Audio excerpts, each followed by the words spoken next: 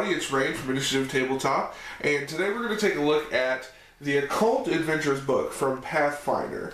Now, this book originally released at Gen Con in 2015. It's got a lot of new classes that you can play for the current RPG Pathfinder game, along with some new items, new spells, and things like that. So I just wanted to show you guys the book, kind of talk about what's in it and what it covers, and go from there. So let's bring it down to the table. Alright, jumping into the new classes that are included in the Occult Adventures book, you start with the Kineticist. That's kind of a cool drawing there. The Kineticists are living channels for elemental matter and energy, manipulating the world around them by drawing upon inner reserves from their own bodies. They often awaken to their kinetic abilities during violent or traumatic experiences, releasing their power involuntarily. And kineticism is most of the time not inherited, so kineticists rarely find mentors to help train them in their abilities. Now, when I think of a kineticist, I think of the Avatar. It's somebody who can master elements. The Kineticist is a spellcasting combat character that usually channels their energy into different ki blasts. So think of like Hadoukens and things like that they can do. They choose different elements to command. It's usually one element though. Check out this awesome drawing of the owl bear. I love that thing. So they can choose different elements to represent them in their powers, and you can see here they also gain wild talents, which is kind of how they shape the experience of their powers. So you get different blasts here, like a water blast, you got an air blast, a telekinetic blast, but then they also do things like flesh of stone, bowling infusion, different infusions that kind of grant them special abilities with their power. So the Kineticist is all about elemental power. Up next you have the Medium. The Medium is exactly what you would think. It's someone who can channel spirits into their own body. So the Medium excels at doing seances to help boost the power of their team, and depending on the type of spirit that they let take over their body, they get different benefits and things like that.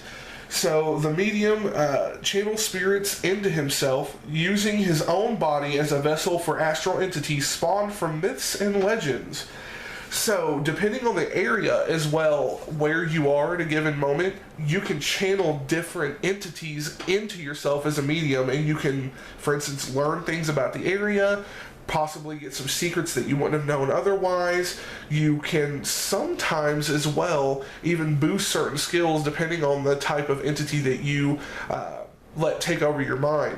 Now, there is a drawback. The longer that the entity is in your body, the more it's going to try and take over it for good, because, you know, entities that are in the ethereal plane kind of don't want to stay there. But the Medium is a kind of well-rounded combat character, but also at the same time they can use mind tricks and gain buffs for their party in seances. So I think that's pretty cool. Up next is the Mesmerist, and yes, you'll notice he kind of looks like a certain bard that we know, and I think it's even said in the book that he is kin to the bard. So the Mesmerist is an expert at charm and deceit. The Mesmerist compels others to heed his words and bend to his will. Psychic powers, primarily those of enchantment and illusion, give Mesmerists the tools they need to manipulate others, usually for their own personal gain. So Mesmerists are going to use like mind-altering spells, illusion spells, kind of like sleight of hand trickery, things like that. So it's like kind of like the Jedi mind trick, all in a character. They get a lot of different spells but aren't really good at combat. So for instance, the Mesmerist is going to usually kind of trick themselves out of combat, so that way they don't have to deal with it. But these are super roguish characters, high charisma based characters that can cast spells. Up next is probably one of the most interesting classes in the new book, the Occultist. The Occultist is somewhat of an average Joe who channels energies into objects that they find that they call implements. Now, the Occultist focuses on the world around him, grounded in the powers that flow throughout his environment. He studies the magic that infuses everything from psychic resonances left in everyday items to powerful incantations that fuel the mightiest spells. The occultist will channel his psychic might through implements, items that allow him to focus his power and produce incredible effects. So, when you start an occultist, you actually will choose two different implement classes, and the implements that you choose will govern the type of psychic abilities that the occultist will get. For instance, they also get magic item skills, which allow them to make better use of magic items that they find, because most of the time magic items kind of have a story and history behind them. So some of them can even have psychic imprints put on them that allow the occultist to draw them out. They can draw different magic circles, you can use chalk, salt, all kinds of things like that, and only a living creature can break the circle. So they can help kind of force out evil entities and things like that. They can even make binding circles, and as you gain levels as an occultist, you can put more choices into your implements and have, I think, up to 7 implement schools total at level 18. So you can do all kinds of crazy stuff with the implements. And then, of course, story-wise, the implements can make sense to your character. For instance, this pretty sweet-looking skull right here. Who knows? You might have found the skull in a cave somewhere. Come to find out, maybe the skull is that of a powerful sorcerer who you can gain powers by using it. Things like that. Alright, next up is the Psychic. She is probably the most badass class out of the new Occult Adventures classes. She has the most awesome spells. She's a straight up spellcaster. She uses all brand new psychic magic. Focuses on telekinesis and telepathy, mind altering, mind reading. Pretty much a Jedi, basically, without the combat skills. She can interrogate people, she can read their minds, she can force things on them. The Psychic is a very, very powerful spellcaster. Now, within the mind of any sentient being lies power to rival that of the greatest magical artifact or holy site. By accessing these staggering vaults of mental energy, the Psychic can shape the world around her, the minds of others, and pathways across the planes.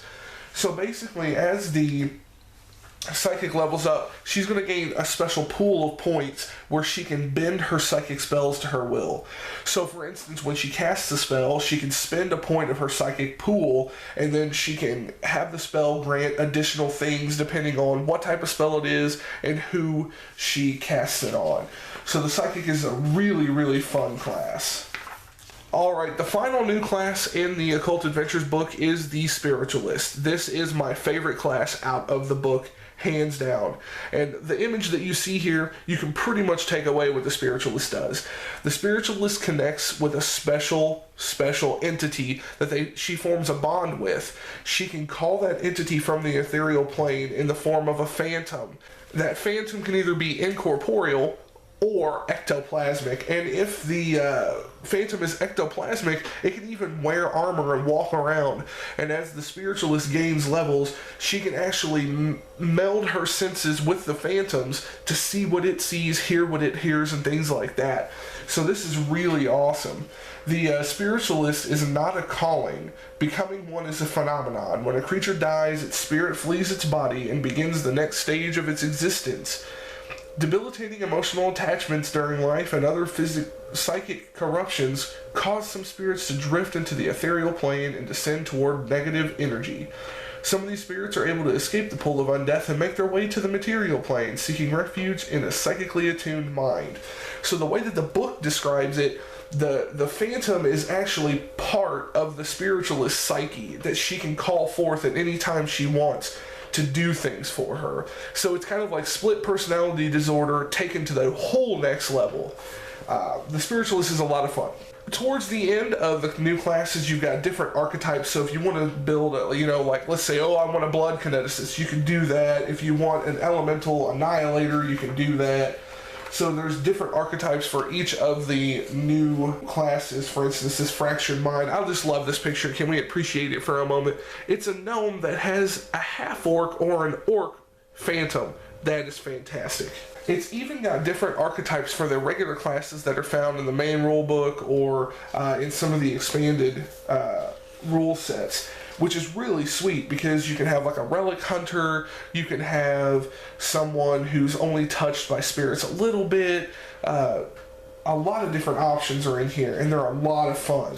Next, we're going to go through feats. There's a lot of different feats. I'm not going to list them all, but I mean, you've got things like psychic healing, all the way hidden presence. These are all brand new feats that got added in the Occult Adventures. They add a lot of flair and a lot of abilities that make sense when you're running an occult game or kind of want to look into it. Chapter 4 is going to show you all the new type of psychic magic. It even got some spells that are psychic magic for the previous classes if you wanted to throw those spells in, and it lets them kind of work with what the classes can already do, which is amazing. Like, I'm not even kidding you, the psychic has a spell called Explode Head. She can blow your head off with her mind. Explode the head of a creature with 20 HP or fewer and deal damage in a 10-foot radius around it. What? The next chapter, chapter 5, is all about different occult rules, you know, how to get occult skills unlocked, what the difference between auras, chakras, psychic duels, things like that is, how possession works, how hypnotism works, just all kinds of different rules that you can add to your game to make them more centered around the occult. There's even a whole section on how to do psychic duels, which is like, you know, like fights in the mind, and it blows me away the amount of detail that got put to it. And then again, like I was saying, you can do different types of possession and things like that. Another thing that's really cool about this is it has a lot of rules for haunts. Now, haunts have been a thing for a while in Pathfinder, but this Occult Adventures book really adds some new things to haunts, lets you create your own haunts and things like that, which is one of my favorite things to do. Chapter 6 is all about running an occult game. You know, how do you put friendly ghosts in there? How do you do haunts? How do you make your game more occultish? What's the right way to go with this? Maybe I have some occult players that want to do this kind of a campaign. Well, how do I do it?